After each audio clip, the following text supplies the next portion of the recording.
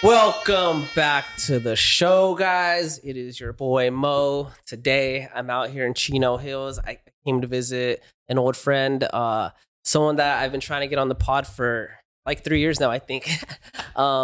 This guy's just, he's super known in the fight world. If you fought Muay Thai, if you pay attention to bare knuckle boxing, you know this man. He's made some pretty crazy waves. He's fought incredible athletes and stuff. Please welcome to the show, Vinny Familara. I forgot how to pronounce it already. It's all good, bro. It's Familari. Familari. Yeah. Familari, guys. That's Italian. Hey. I just found that out. Get about it. Yeah, my man, Vinny, dude. So Vinny, a little bit about him. He's been fighting for what seems like a lifetime.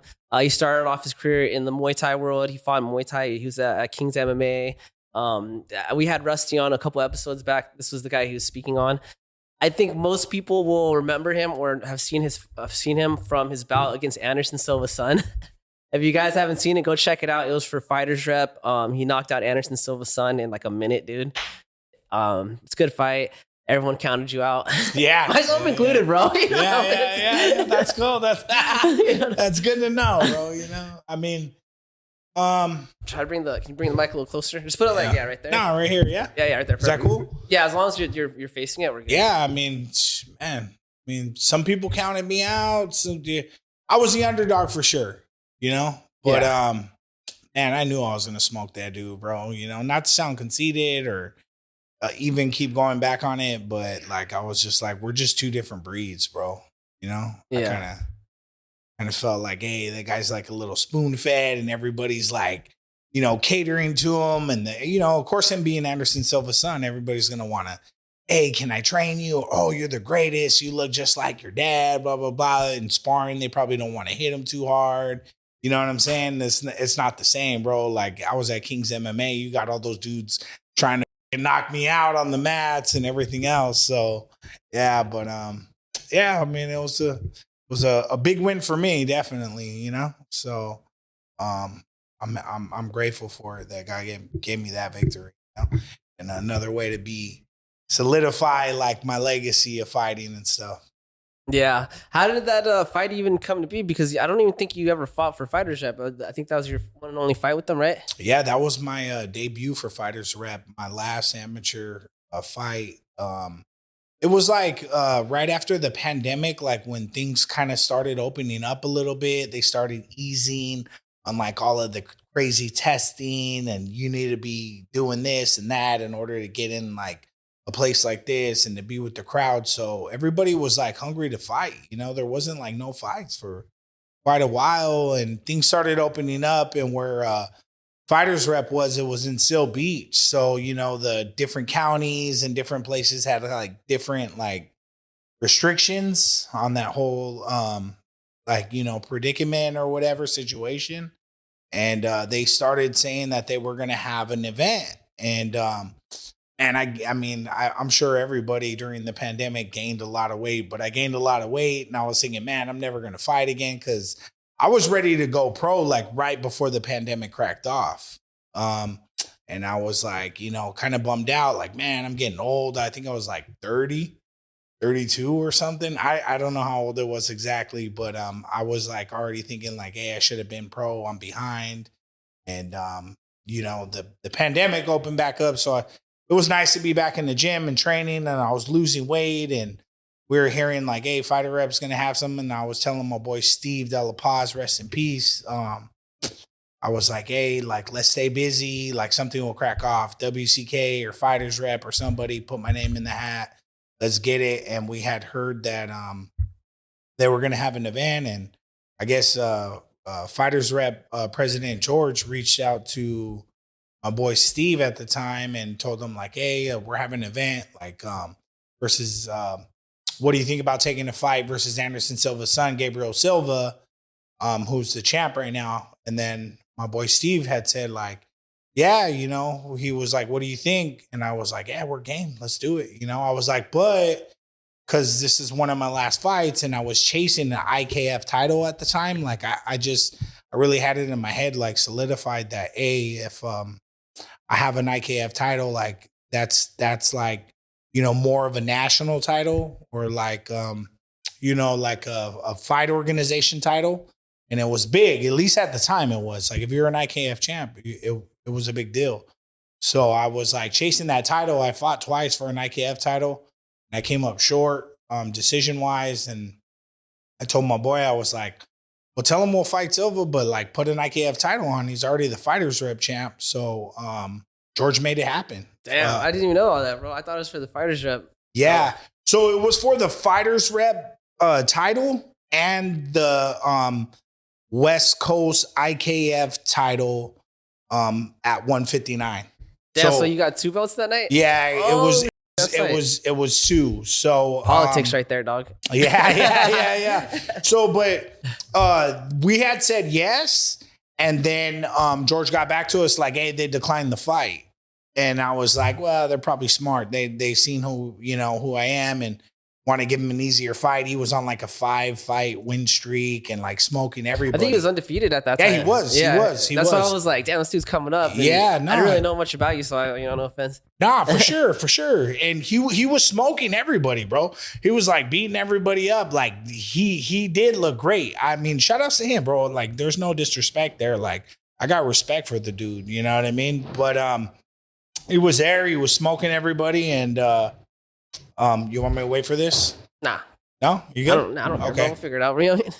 Yeah, he was. Don't disrespect my editing skills like that, bro. Nah, for sure. I just don't know no better, you know? That's a trash can. I don't know if you guys can hear that in mic.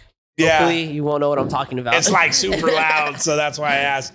But anyways, back to the story. Yeah, he was beating everybody and like laying on the ropes and shit. And the funny story to kind of correlate to it is the guy he fought before was from Kings MMA Anaheim. Yeah. And he beat him. And he started laying on the ropes and like everything else. So you wanted to get there. So I was like, you know what? Like, we'll take that smoke and I'm going to show him what Kings MMA is really about, you know? Yeah. No disrespect to the homie that fought him, but I was like, we'll avenge that. So we said yes. They declined. And then we were still training and a couple weeks went by and George hit my boy Steve back up like, hey, Silva's opponent dropped out. And do you guys want to take it? We're like, as long as it's for an IKF title, let's do it. And George was like, yeah. So that's how we got the matchup. And, I'm sure everybody was like, what was dope about that fight is that I had a lot of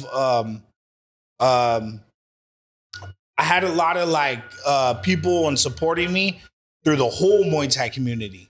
Like the whole Muay Thai community was like, yo, I seen you paired up against Silva's son.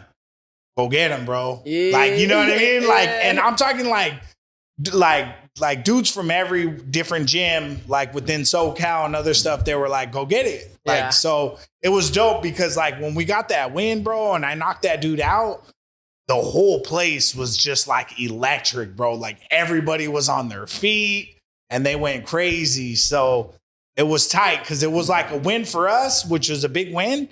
But it was like a win for like the real dogs in Muay Thai. Yeah. That were like, they were kind of hating on Boy because, they're like, maybe they felt a certain way that he's just, there because of his name and, he's fighting easy dudes or whatever, that people think. I'm not saying is exactly true, but, people wanted to see the underdog, which was me, like get after it. So that was a dope fight. That's basically how we got it, bro. So, showed up 159, the fittest I've ever been. And we fought, How was that camp leading up to that? That was honestly the best camp I ever had, bro. Ever. I had a great sponsor. Now, this is why sponsors are so important, right? Because I had a sponsor that was backing me and allowing me the time that I needed to train. Because, dude, I'm a thick dude. I'm a thick, heavy set dude. I blow up. Mexican Italian. Yeah, a lot of carbs in that blood, bro. Yeah, Mexitalian food, bro. I get the best of both worlds, But it just allowed me to train and really focus on just training. So I was training like the way that you should be training for a championship fight against, especially a dude like, Gabriel Silva, you know what I mean? The caliber of that, which, he's training 24/7. You know what I'm saying? It has all of the nutritionists. yeah, all you know that, what I'm saying? All the best coaches, sport therapists, yeah, all that, you know? recovery, dudes to pat him up, and you know, all I needed, I never forget, bro. I still got the text, bro. And my good friend Steve De La Paz, he died a couple months after that fight. We'll, RIP. you know, RIP. We'll get into that, but I texted him, bro. He was like, "You want it?" He was like, "Fighters rep said like 159." Gabriel Silva for the fighters rep title on IKF West Coast. And I was like, yeah, bro. I was like, but look, listen, I need you to really be there and be in my corner. Like, we need to train, bro, because this dude's training. And he was like, yeah, I got you. And then I told him, he goes, I need you to knock him out with like a left hook. And I was like, don't even trip. I still got the text on that, bro. So that's pretty dope. But yeah, that's bro. When you got that knockout, the stadium erupted, bro. The crowd, it was crazy, dude. Were you there? No, I wasn't there. I seen the video though, yeah. dude. But the video, like, I have like video from the promotion where it blocks out, like, you know what I'm saying? Like the crowd sound, like people looked angry, bro. Like his team looked angry, bro. Like people. Yeah, I mean, I'm sure it wasn't a good thing for him, you know, especially. Even I think like even the promoter, even George was shocked, bro. George was shocked. That was the first, like in the first round. Yeah. Already no one thought you were gonna like. Maybe your people did whatever. No, bro, for sure. Nobody. Just off his name, he had a bigger name. You know, yeah, bro. Of course. And then he was smoking, dude. Yeah, like undefeated, bro. Yeah, bro. He looked good. To smoke him the way you smoked him, though, dude, that is crazy. Yeah, dog. yeah. I mean, it was a spinning back fist that caught him. So I think on his comeback, he came back because I went pro after that fight. He came back and fought again for like another title and redeemed it. And his post-fight interview, I seen it. And I was like, congratulations to him. But he was like, hey, like, I'm back, like a lucky punch, like is just like something that put me down, but I'm back. I'm like not done or I'm better than ever. And I was kind of felt a certain way. I like almost, I'm not the type of dude to really go online and like say anything crazy, you know, or do anything like on a post and like troll. But I was like, lucky punch. I'm like, bro, you got caught with the spinning back fist because you came in with the cross and dropped your other hand with the cross. Like, that's, you know what I mean? It's calculated, bro. You know, and then I'm like, not only that, I'm like, what about the 20 other punches that I wrecked you with after that? You know, like I just blew right through your guard and everything. So I was just thinking like, you know, but the place went nuts, bro. It was a great win. It was a great victory. That was a Rocky moment, bro. Yeah, it was, bro. It was, bro. I was like, it was my Rocky moment, especially like Rocky being like such an inspiration to my childhood and going like after martial arts later in my adult years and stuff. But like even when the Mexitalian Stallion, like the name I took from Rocky, but like mixed it with like both nationalities of my mother and father. Like I remember getting on the ropes and yelling out my kid's name. I yelled out my son, like Vincenzo and Juliana, because at the time, like the mom was like, you know what I'm saying, just being like, she was just not letting me see the kids. And you know what I mean? Like I thought like, you know, like my kids should be at every fight to see their father shine. And that would have been the one for them to shine. You know what I mean? Like to experience that, at least in my head. So I was like yelling their names. I got all emotional and I made like the post fight in like speech and like, hey, everybody's here to support me. But like the two people that matter most are my kids and they're not here. So this fight's dedicated to you. I love you. You know? So, but it's dope because they can always go back and see it later as they get older, you know? Yeah. My grandkids and stuff. But that definitely was a Rocky moment all the way, bro. Rocky, you know, that was like Rocky 2 when he wins, he beats Apollo. Yeah. You know? Yeah. I think when I first met you were like going through like that whole custody battle or something. Yeah. I mean, dude, those are rough, bro. Shout out to anybody that's going through those, especially if you're a good dad. You know what I mean? You're a good dad and you just want to see your kids and be like an active father in your kid's life and, you know, be there to be like a positive role model and stuff. And when you're going through the custody thing, it's not easy. You know what I mean? It's not easy. But, you know, man, I got through that and God got me past through that. And I'm good now. You know, I see my kids, I talk to them. They're a little bit bigger. but I'm still here. I'll always be their dad, you know? Yeah, they're out of state, right? They were, bro, and they came back. Oh, did they? Yeah, So bro. the mom moved back, or they just moved back? Yeah. She had I guess she came back, or you know what I mean? And she actually had a change of heart, bro. And that's why I'm saying like God delivered, because I prayed on that. You know, they say pray for your enemies, bro. And I mean, I never would think that, you know, somebody like that would be considered an enemy of mine or whatever. But I think when that's really broken down is just pray for those who you have issues with, you know, and pray for their heart. And I prayed that her heart would be unhardened and my kids would be delivered back to me. Matter of fact, you know, not to get too off track, but just sharing, you know, like I am a believer, you know what I mean? I am a believer in Jesus Christ as my Lord and Savior. And in 2022, after my best friend Steve died, he died in March. So, and then I made a pro debut in July and dedicated the fight to him. And then my little brother died. My little brother Guido, rest in peace. He's only like 20, Dang. and he died, bro, off of unfortunately a fentanyl overdose. And he overdosed, and the guys that he was with left him there. And he died. And when I got that call in December, bro, like my best friend Steve dies, who's like my coach and corner man and inspiration to be a fighter for 15 years. We're working with each other. And then my little brother Guido dies a couple months later. I haven't seen my kids for like a year and a half. And I was going through it, bro. I was like, just, you know, I wasn't training. I wasn't fighting no more.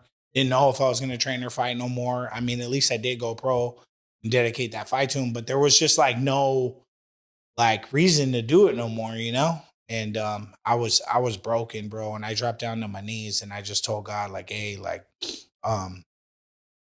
you know, while I can't be with my kids right now, wherever they are, and like, please just keep them covered and keep them protected, you know, because me as a father, I feel like that's my duty is to protect my kids, you know, and look after them and be there for them. And while I wasn't able to, I just said like, hey, God, like I'll surrender, like whatever I got to do to get right with you, as long as I know that they're okay, and please deliver them back. And, you know, that was the end of 2022. And then like, I think like right before 2024, like the end of 2023, they came back, and then I started like, you know, getting custody and seeing them. And then the mom just said like, hey, I won't, like, you know, let's just let bygones be bygones and whatever. Kids are here. They're here to see him. And I've been seeing him ever since. So really happy with that, you know? Yeah. Love those kids. So shout out to my son Vincenzo and my daughter Juliana. Yeah. Yeah, it's beautiful, bro, that I was able to like work itself out, bro, because I mean, at the end of the day, I mean, your kids don't know what's going on. They just know their dad's not there, dude. And that could like make them harbor some type of resentment, you know? Yeah, which, you know, those are like fears, Yeah. you know, that at least me as a man, I carried, you know. That's why I always try to put it out there like, hey, I love you guys, you know, like I'm doing this for you. And, you know, a lot of my friends growing up, they got kids or whatever. You see your friends and you see them kind of lose themselves and just kind of let their kids go, or maybe things go bad. Everybody takes certain situations in life a certain way. So I'm not saying that they're less of a person or anything else, but I don't understand when I see my friends kind of, you know, they lose the battle, bro. It's a battle, you know, it's a spiritual battle. It's a physical battle, a mental battle. You lose the battle and just give in like to drugs and alcohol, and just to not be around no more. Or maybe even some of them even take their own lives, you know, like it's a sad situation, bro, especially with kids, you know, when they're involved and you're a parent and you can't be in their life. So yeah, I'm grateful for that, you know. Just a big turnaround since we first met, you know, to now. Yeah. Yeah, dude, I think that's like one of the hardest parts about being a father, you know, is uh you make all these decisions and you don't know how they're going to impact your children. You're just trying to do the best, but it's like at the end of the day, it might not be, you know, even be for anything, you know. Yeah, for sure. Sure. I used to like, dude, me and my dad, we have a bad relationship. We had a bad relationship, you know, but I actually just talked to Julio about this yesterday. He's about to be have his first son, you know. So he got all sentimental, bro. You know, he should be doing soon, you know. But yeah, we were talking about just stuff, you know, and one of the things I thought about was how me and my dad, we did not get along before, right? He was like in and out of my life. And I used to like really resent him for it, bro. I pretty much hated him.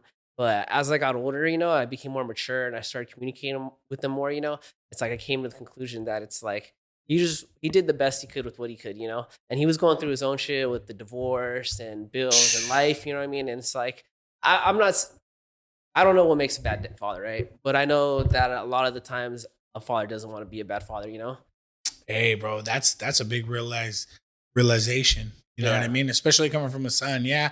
And the time apart from the kids and other stuff, I feel like it's impacted a little bit, like here and there, the relationship. But then I don't know what kids, like, you know what I mean? I did the best that I can, and I continuously will as a father. And I'm here if they ever need me, even as they grow older, because kids don't stop being your kids once they hit 18. Yeah. My son, he's 19. My daughter, your son's 19? Yeah, bro. Dude, yeah, crazy. I know, bro. She's my daughter Juliana, she's 10, and my son Vincenzo's 19. So, it's not like I'm gonna stop being their dad, like just because they hit a certain age. But my other daughter, Genesis, she's just turned 2, you know what I mean? My other son, Ezra, he's 12. So, either way, I'm their father as long as I'm here, But yeah, like you said, sometimes the dads, bro, like divorce is hard. You know what I mean? Being separated is hard. It's like especially when that's your identity. You know what I mean? Yeah. Or a big part of it. Yeah. Like being a family man and, like I said, a protector, a provider, and then that's just like no more. It's like, dang, bro, that's the thing to deal with. So, I get that. That's cool that you realize that, bro. How old were you when you realized that? I was like in my late 20s, bro. Maybe early 30s, probably late 20s. Dope. Yeah. Dope. You know what? Actually, you know what helped a lot, bro, was Muay Thai, bro, and just being around like Frankie, and just being around more positive, like seeing more better fathers, Yeah. And it just made me really like kind of think about things. Actually, and one of the big things that made me see that people are capable of changing was Julio. I told him that I texted him the other day too, because I don't know if you remember Julio back in the day. He was kind of like more of a stern, kind of like a little hard to be around, But over the years, he's really changed, bro. He's become like, it's like a 360, bro. I don't know if it was the kids or like what, bro. But he's really blessed, bro. Yeah. I watched him because I knew him, like, we know each other through training, the Muay Thai scene, and like, online, like, yeah, bro. I watched him like have his first child, I believe his daughter, and then recently I think he got married, right? Yeah, I got married last year. And then now he's having another baby. Son, yep. Yeah, it grows on you, bro. It changes you. It changes who you are. Your identity becomes a different person. Softer. Yeah, he's changed a lot, bro. And just seeing the change in him, I was like, you know what? Maybe I should like try to like repair the relationship with my dad. Like, if I could see, I could see Julio making the change in his life, and I was like, I should accept that my dad isn't the same person he was like 10 years ago, because he really isn't, bro. He's changed a lot, bro. You know what I mean? Yeah, I mean, people are always changing no matter what age like you're at in life, right? At least that's the goal. We're always maturing, right? It's not like it ends. Yeah. You know what I'm saying? Yeah. Some people mature at 50, Yeah, for sure. That's dope. Hey, if you guys are seeing this, you know what I mean? Call your dad, bro. Call your dad, bro. Call your dad. Or father figure. Yeah. So, but back to the fighting though, bro. My bad, not to cut you off. Nah, it's all good. I can only be sentimental for a small amount of time, it's bro. all, it's all good. We're just talking about feelings here, dog. We're just chopping it up, bro. Right? Yeah, we're Muay Thai fighters. We don't got feelings, dude. I was like literally just talking to this chick the other day. She's like, "You need to be more softer." She's just talking about how like I never cry or anything, and I was like, "Dude, you don't want to fucking be with the dude that's crying all the time." You know what I'm saying? Like chicks say they want that, but they don't want that, bro. You know what I mean? I cry as I drive to work. Who's gonna figure it out, bro? Yeah. Yeah, I mean, we both cry, and who's gonna figure it out? Yeah, nah. Everybody has their own way to release whatever they need to. Yeah. Have your kids seen you fight? Yeah. My kids have been to some of my fights, even my early fights. I've only been knocked out once in the ring, and unfortunately, my kid was there. But he's seen it, and I remember waking up. When you get knocked out, wake up, and you're just like, "What happened?" Yeah, we're going and fighting, or you know what I mean? Like, so I remember like kind of like being in a fog. If you feel like real kind of like lightheaded, almost like when you first wake up and you're groggy. Yeah. You need to get that coffee, and it takes like 2 hours to wake up or whatever. So I remember seeing my son. He must have been he might have been like 5 or 7, bro. Gonna be no older than 8. Son Damn, now. we saw you got knocked out. Yeah, bro. We saw me got knocked out in front of everybody, bro. And then I guess it was like one of those knockouts. They said it was scary because I was laying down for 5 minutes. Yeah. But I think it wasn't that long. I think it might have felt like that. But they also you're awake, but they're like, you need to just lay here. You know what I mean? But I remember seeing them and then just being losing. And I'm just like, hey, we're not going to stop. You know what I mean? And then I came back. I won 3 fights. I think 5 fights after that. I won some titles and stuff. And then I had another fight at USKO in Riverside for an IKF title. And I fought some dude that stepped in last minute too. And the dude was just he was big, bro, and he was ready. His whole team was training. They had 4 dudes on the card. I think he just fought at USMTO. I didn't even know who he was. I was ready for whatever. I just wanted to fight for the title. So it didn't matter that I had a last minute opponent, but the dude was game. And then I got sick a week before the fight. And I was higher in weight than I would like to be. So I still went and cut the weight. And I was just drained. So I remember we did day before weigh-ins.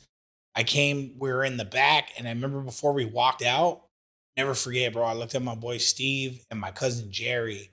And I was like, hey, throw an ice pack right here on my side, on my kidneys, because I don't feel good. They were I remember they told me after the fight, I was going to pull you out of the fight right there because you never said no weird like that. And you didn't look good, you know? But we went and fought. I had my son actually walk out with the title and hold it up because I had the USKO title. And then we were fighting for the IKF. So it was dope to make him a part of it. He was probably 12 at that time. And then I lost a 5-round decision. And I remember seeing my son cry and I told him, it's no happens, you know, come to win 5 more fights after that and go pro and do all this stuff. But yeah, I fought in front of my kids before, so they've seen me, or at least my son, you know. So I hope he grows to appreciate it, and you know what I'm saying, finds inspiration in it when he's ready. No big deal, you know. You don't want it to ever die off with you though, you know. I'm hey, you're the heir of the throne, you're supposed to be better than me, you know. So maybe he'll come around. I didn't start Muay Thai till I was 23, so he's only 19. So yeah, I still have time, bro. It's better. The benefit of waiting to do it is you can do it at an older, more mature and physically mature age without having all the the damage from doing it for so long. You know, when you're 12. You know. Yeah. No, I think there is a benefit. I think the benefit of going 12, because I watched a guy train from 11 to right now. He just made his pro debut at what is it? Lights Out Promotion. What was that? Are you talking about Adam? Yeah. Oh yeah. Yeah, Adam. I don't know how to say his last name. I don't even know. Butcher it. I think it's Paneri or something. Yeah. But I mean, that guy's been training since I started at 23. Yeah. He started at 11 or 12. So now I'm going to be 39 in July and he's 23. He just went pro. And I think that's the benefit because he's good, bro. He looks so good. I'm damn, bro. You could be in 1FC. You could be in UFC contender, you know, and make your way in there. So that would be the benefit of it. But also starting late it's not a problem either. I don't know. I don't think the old school mindset of oh, once you're 30, you should be retiring. You know, you got guys fighting into their 40s, winning championships now. Look, Fabricio Verdum. I was there. He was 40 something when he won the title versus Cain Velasquez. I was there at Kings MMA when he won that. And then Glover Textera, right? Glover. He was 42 when he got the title. Right. Randy Couture was 40 something. So, I mean, yeah, when you start later, you don't have the wear and tear on you. Plus, financially, you probably got a little more money to get you by or whatever to help you with paying for the right place that you need to train at or going back and forth or driving or even being able to make training. So, yeah, there's benefits in starting young. And benefits in starting older for sure. I think in America, the problem is that it costs money to train, and time. So it's like other countries, they see being 30 as like it's like you should be retiring because they've been starting at such a young age, But over here, it's like we do it backwards. It's like we have to go to school and get a job, and then we can do fighting after we make the money to train for, pay for training, That's a good view on it. That's what I think. I think the difference between us and other countries. You know what I mean? That's a great view, bro. I never thought of it like that. Yeah, because we do it backwards. Yeah, sure. I don't know if it's good or bad. It's probably better to do it younger though because you're more athletic and stuff. You know what I mean? But I don't know. I don't know, bro. Age is just a number. Will we even know how old we were if they didn't keep track? Yeah, because your cells, they have like a certain amount of times they can divide and stuff. Certain cells. Okay. Yeah. So, but I mean, like mentally, Yeah. Like, and then everybody's cells are different, right? Some people have younger ones. Yeah. Yeah. There's things you can do to promote, like, keep them alive longer. Sure. Yeah. So I'm looking down that route now that I'm getting older. Dude, for real. Peptides, dog. Yeah. Peptides are your friend. Have you took them? Nah, but they're expensive. That's why they're expensive, bro. They're expensive. I tried them when I broke my hands. So I broke my hands. I broke my hands last year in November. And then I had surgery. I broke my fight. I broke both my hands in my fight November 23rd at the BkFC. And then I had surgery in like the following December. So it's been about a year. Yeah. But I tried them not a couple months back. But I don't even know how to dose it. And you got to mix it. And it gets complicated, bro. You need somebody to help you out with all that. But I tried a batch and I don't know. I would think you need. Yeah, consistent. Yeah, that's the problem. Saying? They're expensive, and you got to keep doing them frequently. Yeah, bro. Yeah, right. You need a sponsor for that. Yeah, for sure. Oh, you guys are seeing this. Any peptide companies want to sponsor me? Let's go. We need a sponsor. We need a peptide sponsor. So tell me about BkFC, bro. How did you get linked up with them? So I was in Mexico. At Tulum Muay Thai with Eddie Farrell and Brooke Farrell and a gang of people that, live the Muay Thai dog life, And I went out there in 2023 and let's see, I fought for WCK February and March. I think I fought for WCK in May. And then I fought for them in San Diego. And then I crossed the border the next day to TJ. Because we're from California, we can cross over with our California IDs. Back then you could, not anymore. I don't think you can anymore, right? They just changed it. You need a passport now, yeah. So, yeah. Or I think maybe with the real ID you might be able to, but. Yeah. So I crossed over. We got the plane from TJ to Cancun, and then we busted into Tulum, and then, we were there for 6 months. And then we had my daughter Genesis out there. And we had to come back because we had an issue with the whole insurance covering it through work and being off for what is it, the leave time when your wife is I forget what it's called, paternity leave. Yeah. So we were bro, we were maxed out right there. And we had to fly back. So luckily we stormed the capital basically there or whatever in Mexico. In New Mexico and got an emergency passport and came back because we were down to our last dime. And it was January and 2024, right? Yeah, 2024. And BkFC just announced that they were coming to Los Angeles for tryouts. And I was I'm back, I was I need a fight. So maybe I can get a fight with these guys, So I went and tried out. I tried out at Brick House Boxing in Hollywood, or North Hollywood. And they had a whole tryout there and a film crew and everything else. So I signed up for it. They accepted me and I went and just showed out. I represented and I tried out and I made the cut. They had 70 something plus people show up. And they pick I think 6 dudes. Yeah, I remember you had to run a campaign. I remember you were asking people to tag you in a post and tag someone else or something, right? Yeah, like tag me and tag Like the a matchmaker, the BkFC yeah. matchmaker, Nathan Shook, to like get me on a fight card, because I made the cut, but then it was like we didn't hear nothing about it. But mind you, that bare knuckle boxing was not legal in California until like a few months after that. So I guess they were waiting to see if they got the licensing from CSAC to be approved to be able to come to California and Los Angeles to put on an event. So they were kind of quiet, and I'm like, yo, like I need a fight, you know, like money, trying to catch up on money, trying to catch up on bills. I was back in the States now, and they announced that they were going to have Knuckle Mania, which is like their WrestleMania of like bare knuckle boxing. Yeah. And they were going to have it at it's good marketing right there. Yeah, it's sick, bro. It's sick. It's sick. Yeah. So they were like, we're going to have Knuckle Mania in Los Angeles at the Peacock Theater, which is like right across the street from Staples. And then I was like, yo, like let's tag the promoter. And I was like, we need to be on this card. It's only right. I made the tryouts. Now they're having a card. It's like a big card.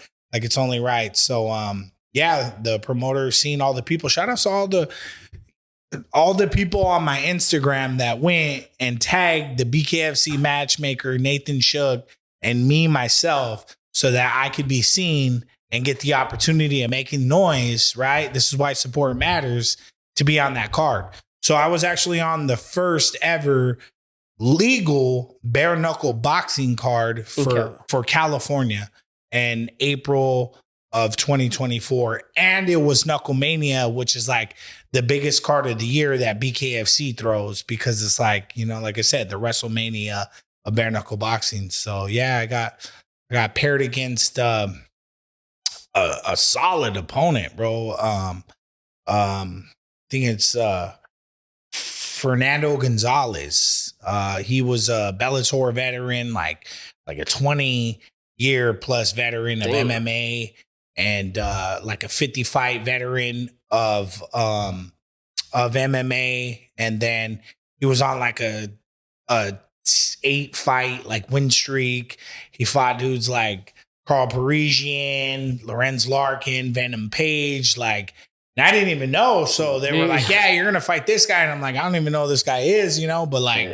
Where do I sign? Yeah, you know, like, well, I need a shot, you know, I need a check, and you need to get paid, and I need to make a debut. So we went and fought on that card, bro. I shared the card with, had the privilege of sharing with like Ben Rothwell, which is like an MMA legend, like heavyweight. It was dope. And Todd Duffy and Lorenzo Hunt, who in my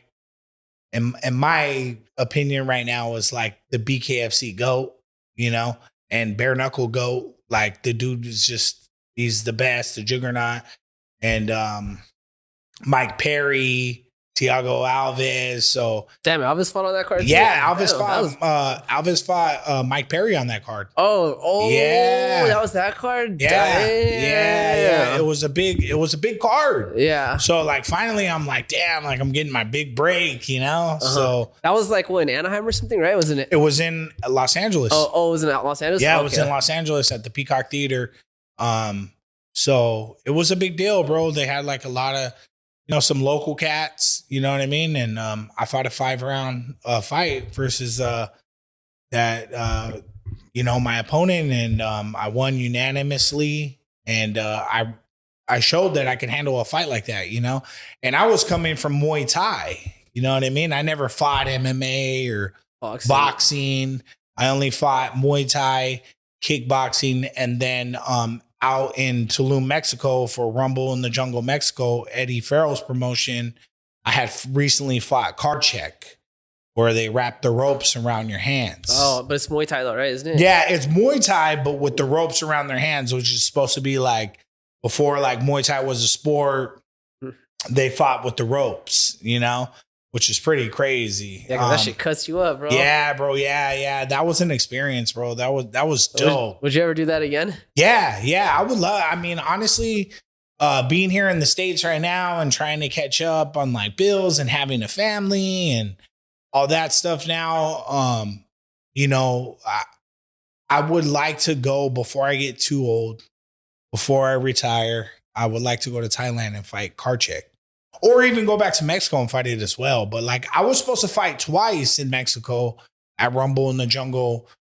with the rope Karchik, but I fought once in August, and then in November my fight came in 2023, and like right before we were warming up, our hands are wrapped.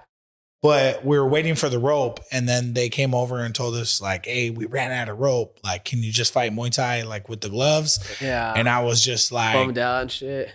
Yeah. And then I was just tired, bro. Like, we just had... my wife, Elisa, she just had the baby, Genesis, like, maybe a week or two before that. So...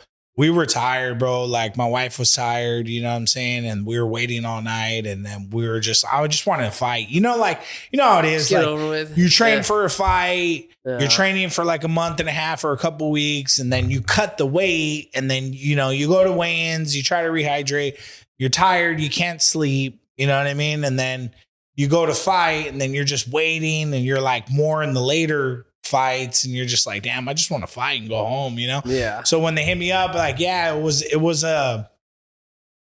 like a little disheartening, like, oh damn, I want to fight Karchik, but I was like, yeah, I just want to fight, bro, and then whatever makes the show continue, you know? Yeah. So yeah, I fought Muay Thai right there. Company man. Yeah, exactly. You're a company man. Yeah. So but yeah, I would like to fight Karchik again, bro. I'd like to do it. I know that they have a big promotion in Thailand that they do it in, so I would like to compete in that. You know what I mean? So coming off of that to bare knuckle, I was like, oh, well, we just fought Karchik. That was something new. Like, why not fight bare knuckle? This is an opportunity, and I'm okay. You know, I'm more like a guy that likes to throw hands anyways, you know? So my hands are pretty strong, like as far as like for my fighting style. So I thought I could do okay with it. So yeah, we went in there and we won, bro. We won five round unanimous decision. First ever legalized bare knuckle boxing card in California. I did pretty well. You know what I mean?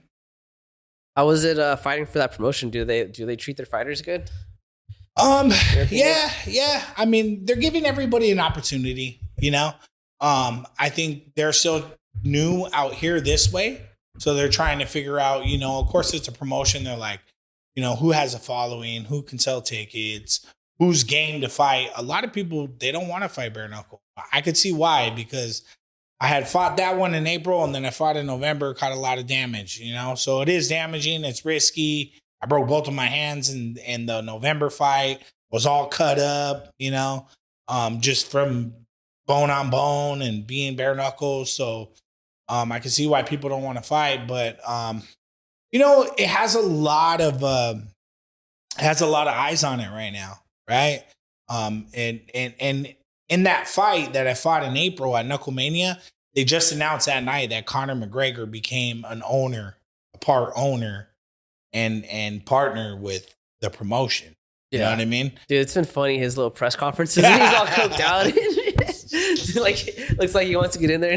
Yeah, bro. He's great for marketing, right? Oh, for sure. I love Conor. I mean, say what you want, but I love Conor. Oh, dude, I wish I knew him, bro. We'd be homies. You know, yeah, we would straight be homies, bro. Yeah. Like a lot of people like to talk trash online. No big deal, you know, whatever. But he's a degenerate. That's fine, bro. We're all degenerate. That's why we get into this, right? When you did what the dude did, I mean, he's one of the GOATs, bro. You know what I'm saying? Love him, bro. You know, however he wants to move is how he's gonna move. So. People disrespect Conor because he's not fighting anymore. But I'm like, dude, he was like back when you could be double champ and still fight in both weight classes. He was dominating both weight classes, bro. He killed it. He killed it. I mean, come on, bro. The guy killed it so much that he went and fought Mayweather and didn't have to really fight again ever. You know what I'm saying? So we'll see. We'll see that White House one. That's supposed to come up for the UFC. You think Conor's going to fight White House? I don't know, bro. They're saying he is. I mean, I would think if they're going to put a card together, why not put him on it? Well, you know? I guess it's like, are you trying to do like an influencer thing or like an actual UFC event? You know what I mean? Yeah. I think with this whole influencer thing, though, it's new as well, right? So, like, it's just kind of making sense. Like, it's still like uncharted territory where you're seeing people really make a buck off it. Like, Well, Jake Paul. they're making bucks off of it. You know? Yeah. I had I guess there's like a boxing influencer league, Misfits Boxing, right? That's the ones that's doing all the big ones, yeah. Right? Like, but they're doing like some fighters, like real fighters for the undercards and stuff. You know what I mean? Which is funny because it's like the pro fighters are the undercards and the main event are like the amateurs, you know? But I mean, they hit me up. They actually hit me up, bro, when I just broke my hands, right? I broke my hands in the BkFC fight in November of 2024. And then like come December, I think it was like December or January, I just had surgery on my hands. And some dude just randomly like DM'd us, like DM me, DM my wife. And then she was like, hey, they're asking you to call them. And I'm like, what? Like, don't pay attention to that. They're scammers, you know? Yeah. But it was some dude and he was like, hey, I'm from not Misfits Boxing, but he was from another league that Anderson Silva's son went pro in boxing. It was like influencers too. I know Misfits, and then there's like Dazin does sometimes we'll do like influencer things, I think. Yeah. But Misfits is the big one though. That's the only one I can think of. Misfits is a big one. Maybe it was Misfits. It's probably Misfits. Bro. They're big, bro. But he said he was Anderson Silva's or he said he was Gabriel Silva's manager. Uh-huh. And he said that Gabriel Silva wanted to fight me and wanted to run it back. I think I remember you spoke to me about that last time I saw you. Right? Yeah. So that'd be interesting in boxing. Yeah, they were like, they want you to fight February. And I was like, bro, like both of my hands are broke. Like the whole world knows this. You know what I mean? Or at least if you log onto my social media, you can see it that I broke both of my hands and I just had surgery. I was like, there's no way I'll be ready to fight by February. Plus, I'm heavy. You know what I mean? And I was like, but if he's requesting me, like you said, and he wants to run it back, I'll give him that opportunity as a fighter. Yeah. You get what I mean? Yeah, just give me some time, you know? Yeah. So I watched the fight. He fought some dude. He beat him. So then I started going online, and that's when I was like making a little noise. Like I said, I don't really go online and like try to like call people out or whatever. But I was like, yo, congratulations on your win. Your management team hit me up and said, you want to run it back? Like, let's do it. You know what I mean? And then like I had everybody go on the comments and tag them. And the matchmaker. And tag the matchmaker for their promotion. And then I think he just said like on his stories, like, oh, you like, y'all want to fight me now? Like when you've been turning down contracts, like y'all are weird. And then I was like, is that towards me or what? And then I was like, I'm just trying to like build up the hype and promotion. Cause I told the manager, his supposed manager, like, I was like, bro, like, yeah, I'll give him the rematch. And I was like, it'll be a great like story and fight that makes sense in a buildup because I'm his only like defeat. You know what I mean? And I beat him and he wants to avenge it. So like, let's do it. So I was already thinking like, hey, we'll start marketing it and building it up. But he didn't want that smoke, bro. He's going to wait till I'm like too old or something. Yeah. I don't know. Or his dad's going to try to fight me. Who knows, bro? You know, I want to fight his dad after I seen that Woodley fight, you know? That's crazy. I wanted to go down that way. What do you mean? I love Anderson Silva. Bro, he's the GOAT. I got no disrespect again to both of them, bro. Yeah. They're both the GOATs. So. He's 50 trying to be a cop now. Yeah, is he? In Beverly Hills. Really? Yeah. Good for him, He just bro. started police academy. Good for him, bro. Good for him. I have a lot of good friends that actually have retired from fighting that are going that route. So good for them, bro. Whatever. There's not a lot of other jobs to get into pathways, you know? Yeah, no, I get it. But do you know, like, so I always heard like, oh yeah, police don't get paid nothing. You know what I mean? Now, let me not like get attacked, right, by everybody as the comment I'm going to make, but I heard like they make good money in that they get unlimited overtime. I don't know, dude. I don't know the numbers, but what numbers did you hear? That's thrown out there. Bro, I heard like ridiculous numbers. Like 100K or what? Bro, I heard like over 150 to 200, bro, if like you're 180. If you're making almost 200K, you should not be shooting innocent people. That job should be important, right? Because I have this little thing, bro. One of the things I thought about to help solve like police brutality, and this is, I don't know anything about the police system. I don't know how much they get paid. But I was like, what if we just make it so we pay them so much that it's like being a doctor, so you don't want to lose your job. Huh? I mean, yeah. But if what you're saying is true, then that means no, they're just. I mean, who knows, bro? It's a dangerous job. It's you know, it's a It's not easy. You know what I'm saying? And I'm not like. I'm not against cops, by the way. Yeah, I'm not to defund the police. We need police, bro. For sure.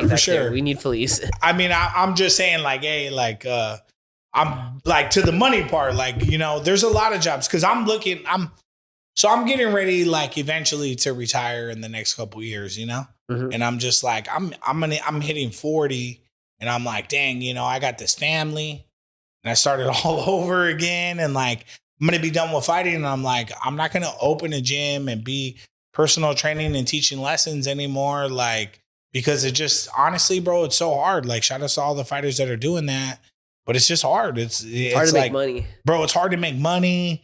People are flaky. Nobody really wants to train, put in the hard work. They think they want to because they're high on it for 6 months, and then they just drop off the face of the earth. Or, you know, there's a lot of reasons and the things that I've experienced as a coach and running a gym and being a head coach and just a personal trainer and a pad man and stuff, that I'm just like, I got to let it go because it doesn't provide enough money for me to be able to take care of a family, you know? It requires so much work too. Yeah. So as I'm, you know, exiting out of that, and I'm like, I'm going to only be able to fight after the slash injury I had where I broke my hands and all that. I'm just like, dude, like, how long can I really keep this up? You know what I mean?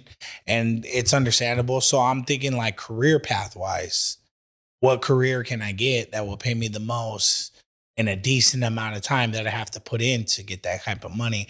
And that's where, like, I had seen, like, oh, like, you know, like, law enforcement makes good money. You know what I mean? Or at least compared to a personal trainer and Batman, you know. Bro, what are you talking about, bro? I'll show you some Instagram pages that are telling that will help you make like $1 million a year in personal training, bro. You ever seen those pages? They pop up everywhere, bro. Bro, everybody's like, I'll show you how to make 10K, and I'm like, just God, bro. Like, you know what I mean? Like, not even making like anything off that.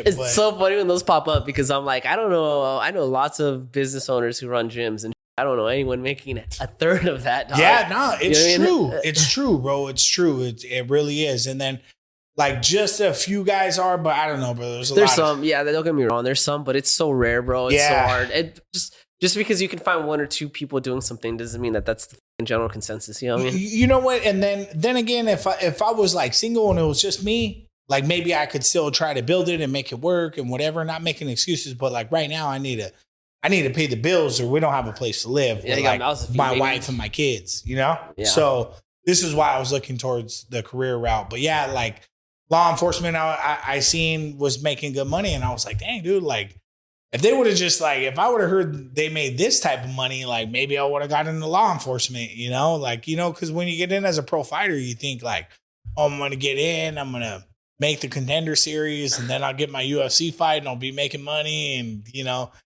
that's your mindset, or at least a lot of guys' mindset that try to go for it. At least that was mine when I tried, but didn't work out like that, you know? So gotta have a plan B. Yeah. For anything, bro. For anything, you know? Yeah, not for sure. Maybe even a plan C or D, you know? But I kind of, you know, like, we exhausted maybe some of my plans, but at the same time, like, I just, you know, I got married. My wife got pregnant shortly after. And it was like, what are we going to do? You know, and my wife's a fighter too. You know what I mean? So it's like, we can't feed kids and keep a roof over our head with just fighting at the moment. But with even signing on to the BkFC, that's where I was like, oh, maybe we can, you know, maybe I'll get some fights like that. And, you know, circling back to when you're like, oh, how is that promotion? How do they treat their guys? I think they give people opportunity. I think there's opportunity there, but I also think that, you know, there's a lot of people that are willing to do it with the more eyes that are getting on it too. So then it kind of, you know, what are they doing it for? You know what I mean? Are they doing it for 2K, 3K? You know what I mean? It's like, they probably are. You get what I'm saying? Are, bro. You so know like, and that's always the sucky part about fighting, because you're always fighting for like a low check this fight to think like, hey, I'm fighting this fight for the next fight, so I can get paid more. So there's no guarantee. There's never no guarantee, right? So I mean, it was cool. It was cool. I liked it. You know, there was promotion, right? There's the production, and you know, like the opportunity to be able to move with the promotion, like it is there. Like I had 2 fights with them. Then I got injured on the second fight, right? So I haven't fought again. But like even with the dudes that I fought like the first and second card with, like they've went on and had like probably 6 fights by now. You know? I don't know what they're making, but they're staying active and they're gaining a crowd and a following and being present in the organization that's like they say is the fastest growing thing since the UFC when it came up, you know?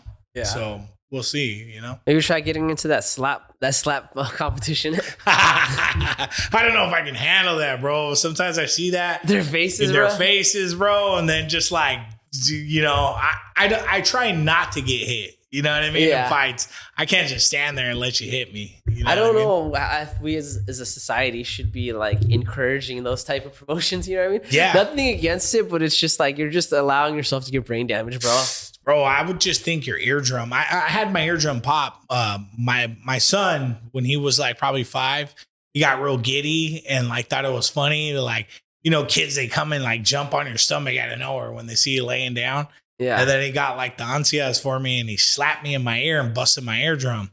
So, you know, like I just think about like, geez, like if I got that from a 5-year-old, imagine one of those grown ass men that are just whack, slapping. I'm like, those guys' eardrums got to be trash, you know, plus the nerves in their face and stuff. But yeah, there's other organizations that I would like to try as you know, I try to make as I get ready to make a comeback again off the injuries that I had. So there's some out there, bro.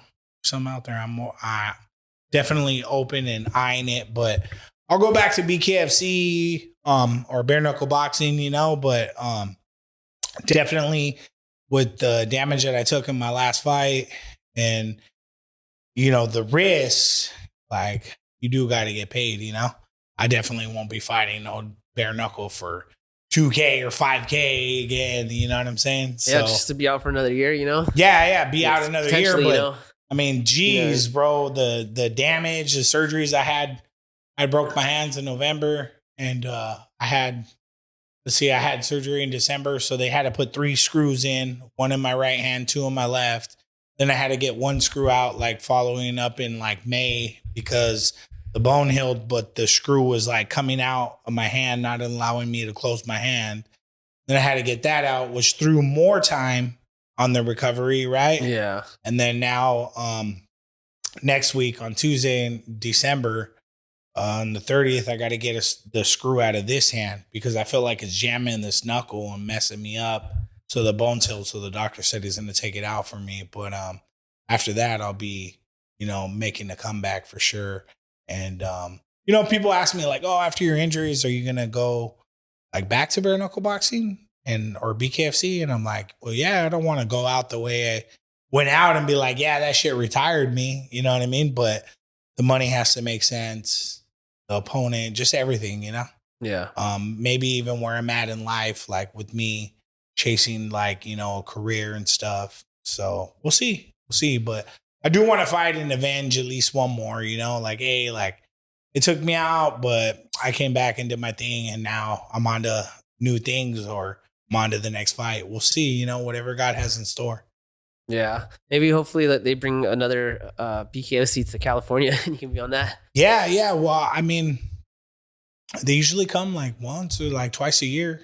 So I'm sure when they come again, like they just recently came and they offered me a fight. And I just told them like, hey, I can't take it. Like I still have screws in my hand. My hands aren't good. Plus like my weight's super high. It's ridiculous. So it's the thickest I've ever seen you, bro. Yeah. I was like, damn, bro. It's all those Somalis, bro. Bro, you look like you were the one that got pregnant. No offense, dog. I'm big. But you know what though? What's crazy is I've always been like this big. That's your normal weight? Bro, like I'm just big like this. Like before I started training, I was this big, like back in 2013. Then I remember I tried to take my first fight. I fought like my first 3 smokers. I was like 220, then like 200, and like 210 and 205, and I was fighting dudes that were like 6'4" and lean.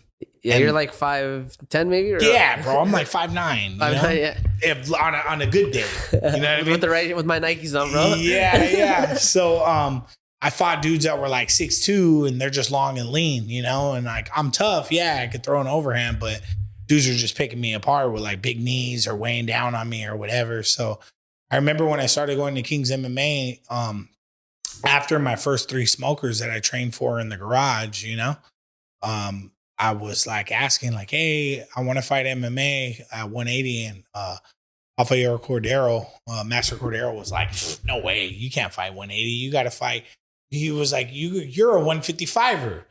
And I looked at him and I was probably like 27. I'm like, dude, I haven't been 155 since I was like in 7th grade. You know what I mean? Like, since I was like 13, like, that's crazy. And then I was like, I guess I'll never fight. But then you start learning how to train. You start training harder. You start learning how to diet. You start seeing your weight come down. So my whole amateur career, like I fought like 220, 210, 200, 185, 175, 170, 167, 165, then 159, and then all the way to 154. You know what I mean?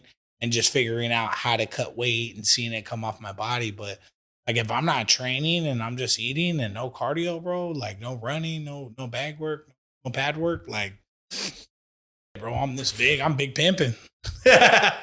Yeah.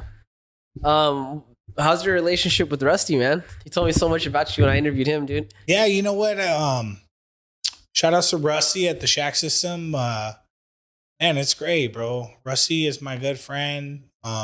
Crazy thing about Rusty is me and him, when we were in high school, we got into beef over some chick, like getting like, I think I was in 8th grade. I think Rusty might be like a year or two older than me. So I was living in Riverside for like 2 years. And then it was like when Slim Shady came out, like I think the Marshall Mathers LP, like the album. And everybody just had like their hair blonde and like the loop earrings. You too, or what? Yeah, bro. I was like 12, bro. I see if I can find that video. I think I was like 12 or 13. You gotta search the dark web right now when I go home. I moved to Covina and my grandparents lived there. So I went and lived with them. And I was like the new kid that stuck out like a sore thumb on the block. You know what I mean? And this little chick up the street, she was a nice girl. And I would like just go and just like try to hang out with her and be buddies. And I guess like, you know, Rusty had a thing with her. So one day he came by and I was kind of just, we locked eyes and we looked at each other. And then like it was him, his cousin Matt, who was a big bully, and his little brother Josh, who's a big weasel. And they looked at me and they were like, what the hell's that looking at? And they said that. And I was like by myself and I'm like, what? You fools don't want none, you know? And then it just so happened that started hanging out with some other kids that like had, you know, you got different groups and they had problems with him. And one day we ran into each other. We got in a big old rumble and me and Rusty, we fought in the middle of the street on Lark Ellen right there. And then we had like, you know, when you fight somebody, you kind of have like, it's over. The beef is squashed. You kind of have like a mutual like respect for each other, you know? But I still don't want to hang out with the dude, you know? Then years go by, bro. And comes to find out, I started hanging out with my good friend Steve De La Paz, rest in peace. Well, him and Rusty grew up together in the same tracks of like the home, like 3 blocks down from each other. So when, you know, we got in that beef, like I'm like 13, 14. Then like we're like 23 and Facebook comes out. People are adding each other and being friends. And, you know, Rusty's real name is Philip. So he adds me and says Rusty Shackelford. And I'm like, who the hell's Rusty Shackelford, you know? And Steve's like, yeah, we're going to take Phil with us to Kings. And I'm like, who? And he's like, Philip Jesse. That's who Rusty is. And I'm like, oh, hell no. Fuck that guy, bro. I don't want to take that guy. Like, what do you mean? And I'm like, how do you even know that guy? You hung out with that guy? That guy's a fag. Like, you know? And come to find out, Rusty said the same shit about me, you know, when he told Steve, like, hey, you're hanging out with that weird.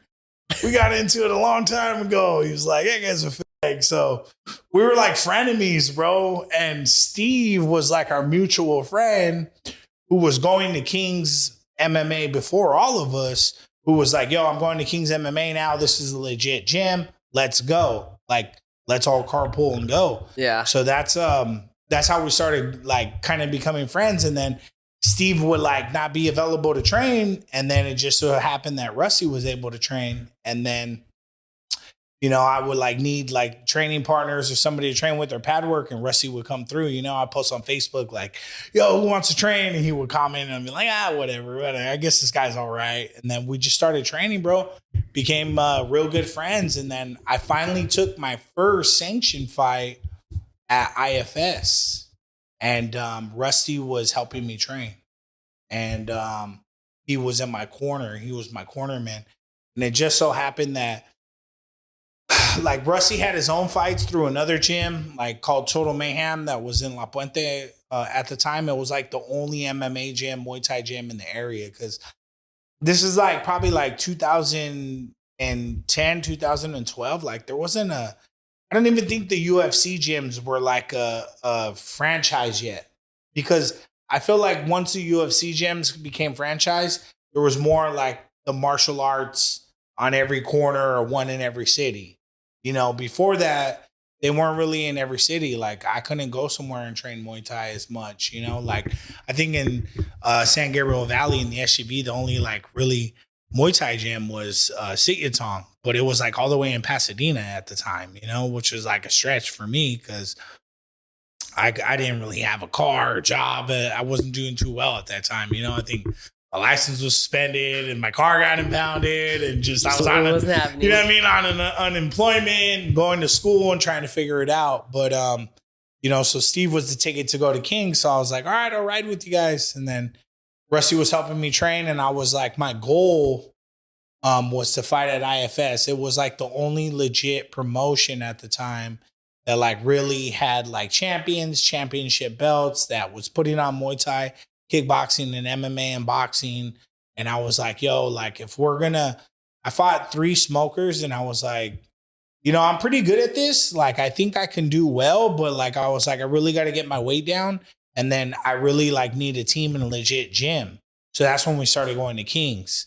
We go to Kings twice a week, drive from Covina to Huntington Beach. And we could only make it twice a week. You know what I mean? Because we had jobs, we already had kids, we had family. It's like what I said earlier. You know what I mean? Yeah. But everything that we got inspired and learned, like the formula at the time, our coach was Tyler Wumbles, who's the coach of Classic Fight Team. Still very successful. Shout outs to Coach Ty. Yeah. We love and respect him. That dude's been putting on some fighters the last few years, bro. His whole stable was crazy, bro. Yeah. And he was teaching at Kings. So he was like our first coach. We would go, and then like everything we learned there, the sparring we got there, we would go back to Covina and train on our own.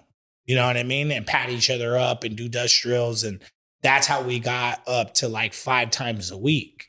And then IFS started putting on more events. And I reached out to Sean, Master Sean, and I was like, hey, how can I get on? And he was like, you got to sell, you know, X amount of tickets. And I was like, how do I fight for the belt? And he was like, you need 5 wins plus 5 more fights and winning and no headgear and blah, blah, blah. And I was like, cool. So that was my goal. Yeah. So then I was like telling Rusty and Steve, like, yo, this is how we get in. Like, so Rusty was training. He was going to fight, bro. And I don't know if he shared this or not, but he got a bad work injury. Yeah, he did. Yeah, he was a plumber.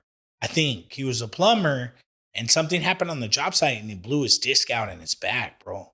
And he was super depressed, which is understandable. He couldn't train. And I told him, like, hey, like, I know you can't hold pads no more, but why don't you just come and be my corner man and be my manager?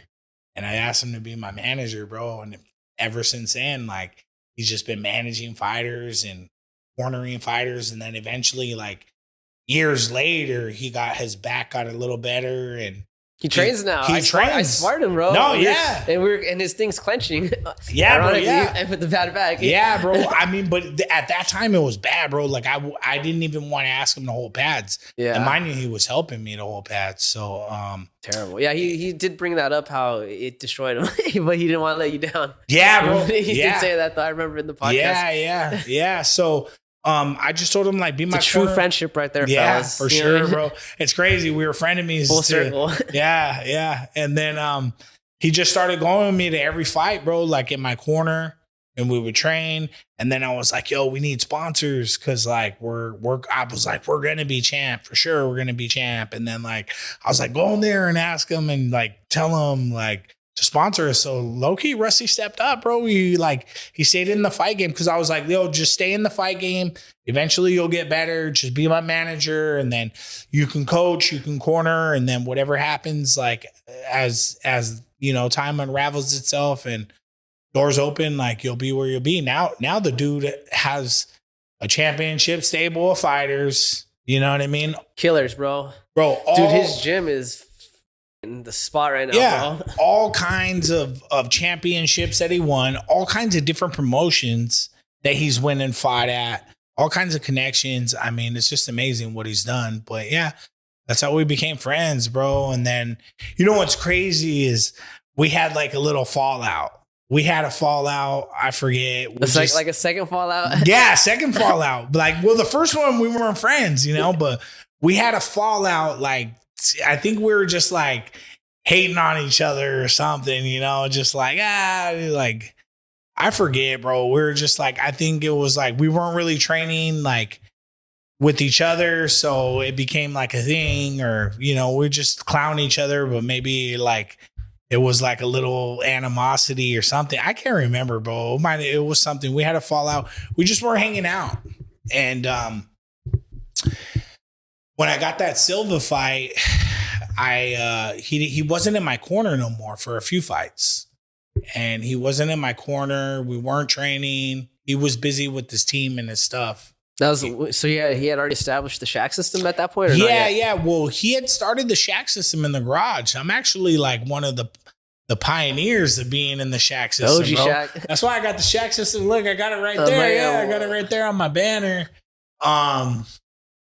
But he was patting dudes in his garage, and I would go with them and pat them, and then and work with them in his garage, and then he ended up getting a little studio, and then he got a studio, and then he got a second studio, and then it really blew up. Like, but we weren't talking, we weren't training, we weren't talking.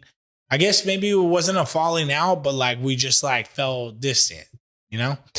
And when I got that fight versus Silva, it was for sure going to be my last amateur fight, you know. And I was like, I told Steve, I was like, hey, it's only right. Like, we started with Rusty, and I was like, it's only right that we finish with Rusty. And I reached out to Rusty and I told him that. I was like, hey, bro, no, we haven't been talking lately. It's been a while, time passed, whatever. But I don't know how to tell you, but I got a fight versus Silva for the IKF title at Fighters Rep. And I want you to be in my corner, bro. I want you to be there. It's only right. And he came. He came, bro. He came. And did you guys train together for this fight, or he just showed up just for the actual fight? We might have trained like once or twice, but honestly, Rusty got really busy with his team, bro. Yeah, he got really busy with his team, and then me, I'm probably like 85% like self-trained. I run on my own. I hit the bag on my own. Like, I only need somebody to really hold pads and run drills for me. At that time, I had my boy Steve De La Paz, who was my main pad man and corner man and coach, you know? So like, I wasn't even going to Kings no more because it was too far. You know what I'm saying?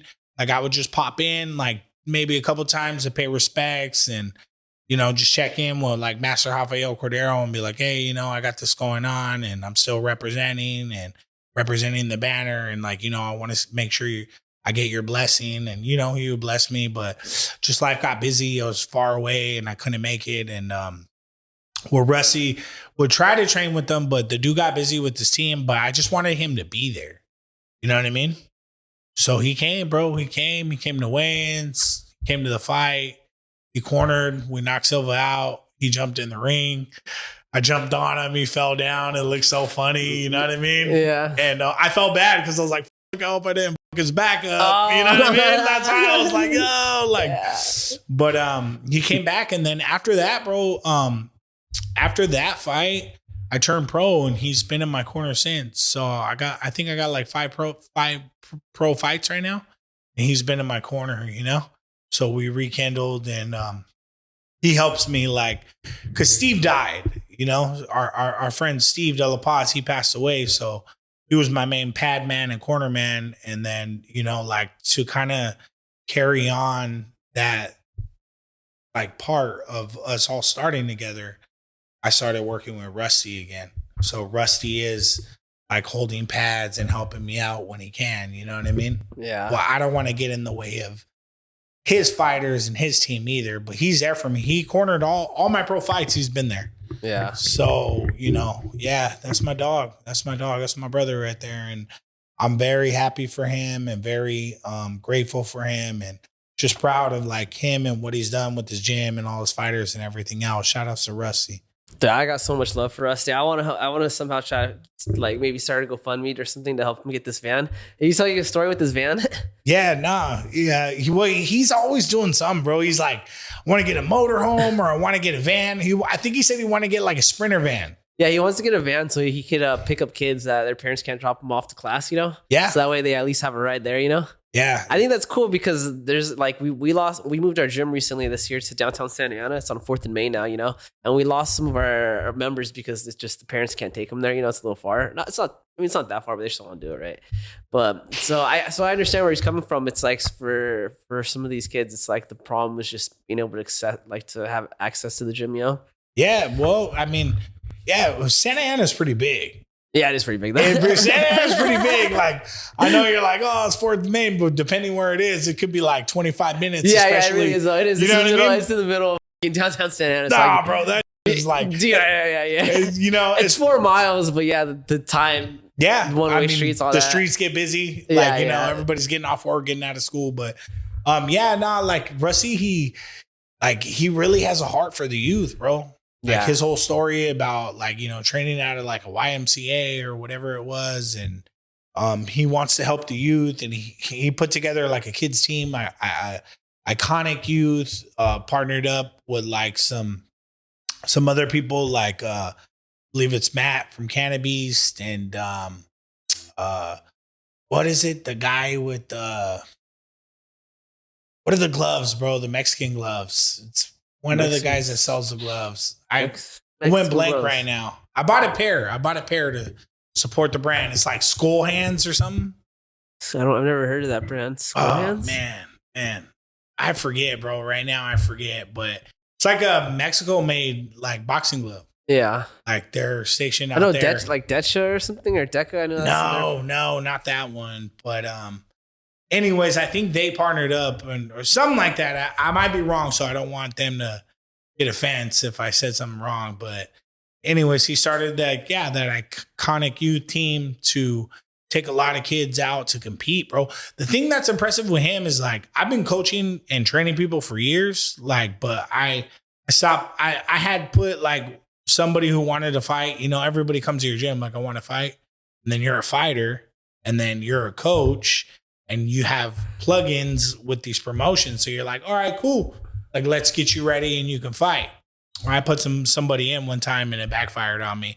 They lost the fight and then cried that I didn't train them right and all this stuff, bro. So after that, I was like, yo, I'm never training anybody again. Like, that just left a bad taste in my mouth to be responsible for other people. Yeah. You know what I mean? Especially because that kid's never going to go anywhere, bro. They never Not did. Even just in fighting, just in anything. You can't take accountability. Like, come on, bro. They never did, bro. Yeah. They never did, you know, but that's on them, whatever. But yeah, so me, I don't like to really like back anybody up or like take any accountability for anybody and like hold them accountable even or expect anything out of anybody except really the one that I have been doing that for is my wife. Yeah. You know, that's different though. Yeah. But I help her because I seen it in her that she had it even before we started dating or became anything. Like, I was like, you have it. I seen it. And I was like, and if you want the help, I'll help you. but she already had a gym and a coach, and I don't ever take credit that I'm her coach or that I'm her crew or anything, you know. She trains at a Master Toddy's in Anaheim. It's funny. So yeah, it's funny because when she asked me where I lived, and I was like, I lived right by Master Toddy. Yeah. That's why I told her. I was like, it's right by the gym. I thought you knew she trained there. No, I know your wife just because she's in the fight world, but I don't remember if I knew what gym she trained out of. Yeah, it's hard to keep track of like all these people, bro. Nah, you know for sure, what I mean? bro. There's so many, especially with you interviewing everybody and being in the fight game. I get it, but yeah, that's only one. But the thing going back to Rusty is like he really like stepped up and took these kids to compete, bro. And not only compete, but compete and win, compete and lose, but still see them back to win. And like he really built like a team. Like when I go there and see those guys there, I'm really impressed because they all have it. You know what I mean? So that's really cool that he did that. So I could see him wanting to get the Sprinter van, and I'm sure we'll get it, bro. We'll do that GoFundMe. I want him to get that van, man. That's a cool goal. But yeah, dude, his gym, like that's the talk of the town right now, bro. A lot of people go over there, and a lot of people they'll tell me they go there, but they don't want their like coaches to know and stuff. You know what I mean? Yeah. I don't think he's trying to take anybody or anything. It's more for the sparring sessions, bro. They spar a lot. For like 3 hours, bro. Yeah, bro, they spar a lot. Guy throws the heaters on. I'm like, bro, this is disgusting. What do you think this crazy, is? You know, bro. I went to one of those and I was like, this is. I was like, I'm not even a fighter. Why am I doing this, bro? Yeah, no. But I just wanted to get the experience, bro. I wanted to get the vibe for the gym, you know, and the culture. Everyone was so cool, so respectful. I saw some familiar faces too, which was nice, dude. You know, yeah, that's dope. Yeah, my wife goes there, so anytime my wife has a fight, like she'll go there and spar, you know, train out of there. So, you know, I'm always there to support him any way I can too. It's just life's busy. Otherwise I'd be there too. Like if I could, I would be at a gym, but I can't really do it, bro. And I just come to find that it works best for me to just train on my own. And like, if somebody could pad me twice a week and I can get that sharpening skills, that's enough. Like I've made it really far doing that. You know what I mean? Just like, very rocky. Yeah, you know what I'm saying? Yeah. Yeah. So that's kind of impressive that you came this far off of that, you know? Yeah. Well, in my earlier like years, I was at Kings MMA. Like Master Rafael Cordeiro, he's Brazilian. So he's from like Curitiba, Brazil, which, you know, for a lot of people that don't know, Master Rafael Cordeiro is the main coach, one of the head striking coaches for Shooter Box back in the early 90s and 2000s, which Shooter Box camp in Brazil, they were killing it. It's like legendary guys from Pride Fighting Championships and even UFC and IVC, which is the Valetudo, like Shogun Hua, the Vanderlei Silva, Anderson Silva, Ninja Hua, Pele, like all like big, like Brazilian killers, you know? And then he moved down to Huntington Beach in like 2012, and then 2013, like I went there, you know what I'm saying? And I've been there like on and off. It was like for 8 years, but driving back and forth there for 8 years, it takes a lot out of you, especially when you got a family, you got to provide everything else. But like, Cordeiro has like a ranking system for Muay Thai and striking and like, you know, white to black belt, you know, which I don't ever walk around and say, hey, I'm a black belt in Muay Thai. So. It's a very, dude, that's a very, actually, Brazil is big on the belt system in Muay Thai. I found this out recently, dude. Yeah. They do that. I don't know how. I think, you know what? I think it's because in Latin America, like Taekwondo and karate, they were super popular at one point, bro. Exactly. So when I think when Muay Thai came around, it's like in order for people to convert it to the Muay Thai schools, I think the Muay Thai schools had to do the belt system because people were so accustomed to it. It's kind of like they'd be like, it's not a real martial art. Yeah. There's no belts, you know? Yeah. Which is funny, right? Because it's like for everyone else, it was like the opposite. Everyone just was like, we're going to do Muay Thai. This is real fighting. For sure. So I had got my black belt from Rafael Cordeiro and Muay Thai on Kings MMA, at least back in like 2018. Oh, how long does it take to get a black belt? It took me like 8 years, bro. Yeah, that sounds. It took me about 8. That's why I stuck out so long. Because when I first started, I didn't know there was no belting system either way. So they were like, hey, we're going to have a ranking system for like the prestige is how they use it. Yeah. You know what I mean? The armband. We're going to do an armband ranking system and you guys are eligible. So I was like, oh, cool. Like, I'll get my first one. And then eventually we get black belt. Then I started Googling it and seeing all the people that are going nuts about it.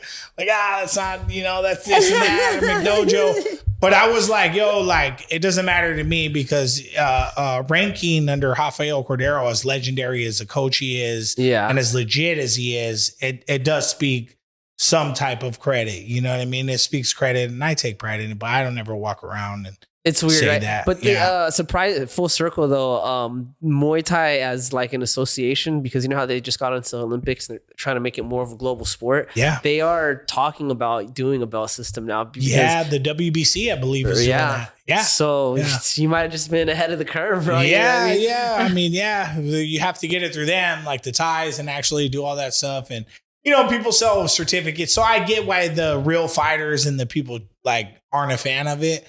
But like for me, it was something that actually kept me like grounded in it from like the beginning. You know what I mean? Because I was like, I'll start with my white and get whatever, like eventually get a black, Yeah. And then I'll be a trainer, and then I'll be a fighter and a coach and open my own gym. Which if I do open my own gym, I would like to open like a satellite gym of Kings MMA, like being under Rafael Cordeiro lineage. You know? Like with the belt system and all that. You have to, bro. You have to. Yeah. That's your guy, it's my lineage, It's my lineage, and you got to take pride in it.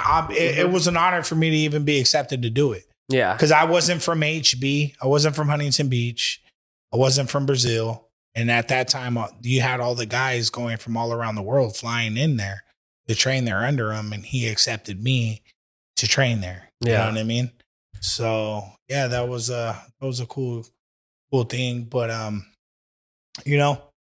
I don't know where. I'm sorry, I got lost a little. Nah, you're good. I'm still a white band at Spider. I've been there for like 8 years.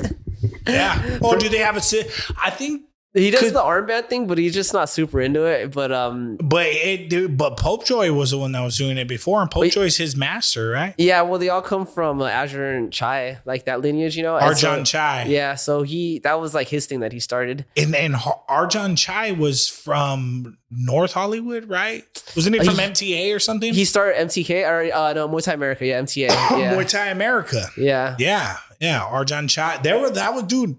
There's a lot of lineage and history behind that even started Muay Thai here in California. He was the pioneer to. So like right here, there's two sides of the coin, right? To the whole ranking system and the whole certificates. Like obviously here in Muay Thai, it's a weird foreign concept, right? But the history behind it, at least here in America, was when Ajahn Chai came down, it's like there was no Muay Thai schools or anything, right? So the Thai government, they gave him like this mission to bring Muay Thai to America. And so that's why he had to come up with that whole certificate system. So that way you knew, like, if you went to this school that had this certificate, like you were training good Muay Thai, whether he was doing it, Master Toddy was doing it too. That just was the thing back then, right? Yeah. Because that's how you distinguish from like going to like a Joe Schmo that just puts Muay Thai in front of his karate dojo, Mm-hmm. Now, obviously, like with how far it's evolved, it's like a weird concept for us to be like, oh, like certificates and all that.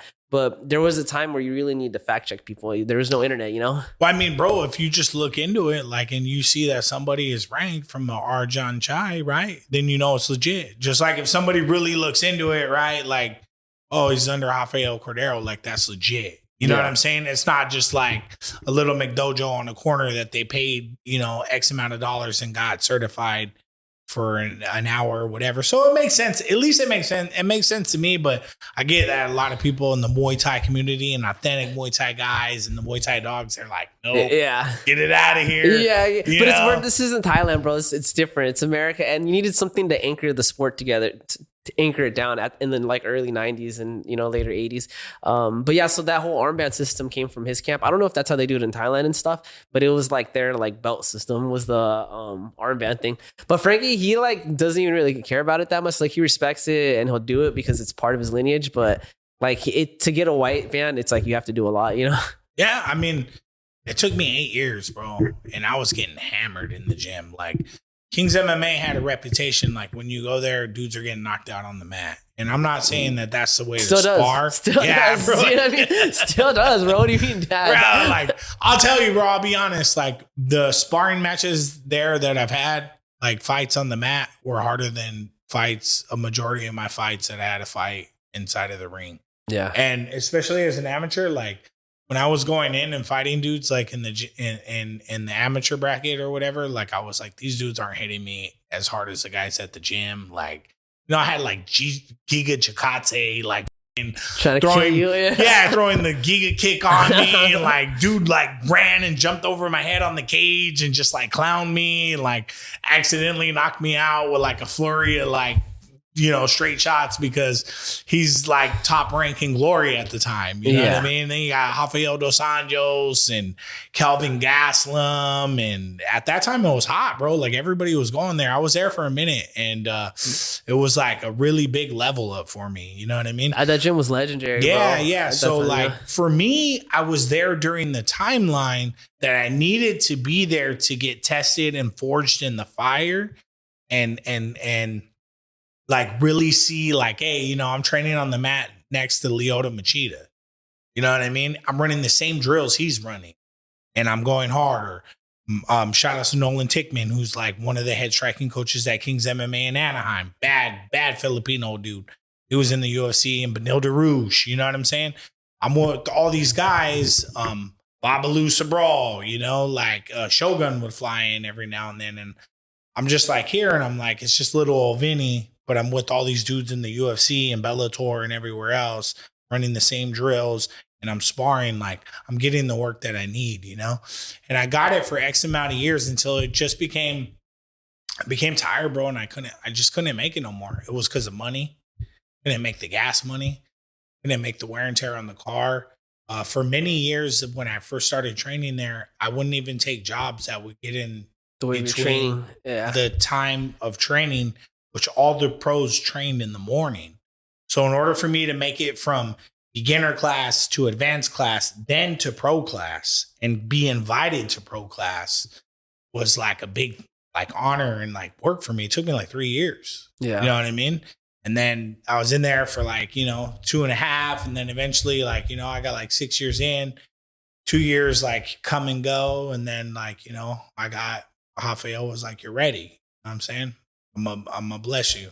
So he blessed me with my black belt and all that. But yeah, it took like 8 years, bro. It wasn't easy. You know what I'm saying? And it was dedication, and every fight I had to go in and represent. And he was like, you represent us well. But not only that, they make great fighters, but they make really good coaches. Like I got really good teaching skills from there. Like I said, Tyler Wambos was one of my coach. He's a great coach, great instructor, great knows how to train beginners to pros. You know what I mean? I got a lot of guys that I learned from on how to teach there as well. And he made a lot of solid, like other dudes that are black belts that teach and coach and fight. And it was a great place to be while I was there. But eventually, like how you said, like me training on my own, like I just had to train on my own. You know what I mean? I got from there. I got everything I needed at the time I needed it. The sparring, the drilling, the just being able to be in the same room next to like a high level athlete, like how I was on the mat, like next to all the pros and just scanning them, bro, like scanning how they train, scanning how they kick, just watching, you know what I mean? Like scanning, just soaking it up, scanning the intensity. Exactly. I got the chills saying it, soaking it up, bro. You know what I mean? Because I was soaking it up. You know what I'm saying? Like, nah, this is how you have to go. And then me just making it into my own. And what motivates you, right? Seeing these people, what they can accomplish, you're like, damn, I could do that too. Like I'm in the same gym, I'm learning the same techniques and look what they can do. Like this is the potential. You spoke about Gigolo, he's opening up his own gym. Yeah, it's in Costa Mesa. I'm not sure if it's already open. We should check it out one day, bro. Giga really? Yeah, I want to go. I love Giga Chickadays, but I think he needs to retire. And hopefully this new gym is like his outlet to just do that because I just saw his last fight and he got knocked out pretty bad. Did he? Spinning backhand. Damn. He looked good up until that point, but he busted his shin open in like the first round off checking a kick. I just think his body is just like, Maybe, bro, he's getting up there. I mean, he's getting up there in age. I mean, he's had like 80 fights already, professional fights, bro. Bro, he was fighting like, so he came from like Holland. He came from like Mike's gym. Yeah, which is already crazy. Just to train at that gym is like, So he had like the top of the top training. Yeah. You know what I mean? He came from that training there. And was fighting like kickboxing, Muay Thai. And then he came to Kings MMA. I was there when he came. Like when he came and they welcomed them And he said like, hey, I want to do this and be an MMA fighter, and how they were like putting everybody with him and putting him with everybody. Like, you know what I'm saying? I watched some wars, bro. I watched some crazy, like, I did not want to spar that dude, bro. You know what I mean? I didn't want to spar that dude at all. Like especially after he like flash KO'd me, I was like, yo, this guy's just too dangerous. Like I'm not ready for this guy. You know what I mean? Like, let him spar Benil, let him spar Dos Anjos, let him spar Gaslam. Like, I can do with sparring the other guys, you know? But yeah, like, because if we're going to step up to like someone at that level. I mean, when I did, he put me down, bro. So, but like, even he was nice about it, you know?